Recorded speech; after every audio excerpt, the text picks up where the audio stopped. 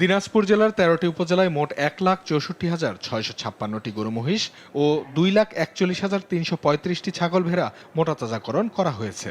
খামারিরা উপজেলা ও জেলা প্রাণী সম্পদ অধিদপ্তরের সঙ্গে নিবিড় যোগাযোগ রেখে বিজ্ঞানসম্মত স্বাস্থ্যসম্মত উপায়ে মোটাতাজাকরণ করেছে। সবকিছু ঠিক থাকলে এবার ভালো লাভের আশা করছে খামারিরা। প্রাকৃতিক খাবারে এসব গরু ছাগল মোটাতাজা করা হয়েছে।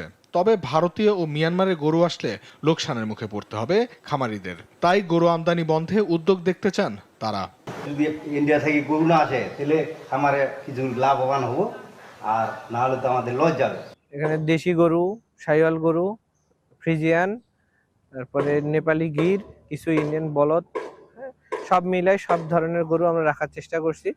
ক্রেতাদের কথা চিন্তা করে ছোট থেকে বড় পর্যন্ত সব ধরনের গরু রাখানো আছে।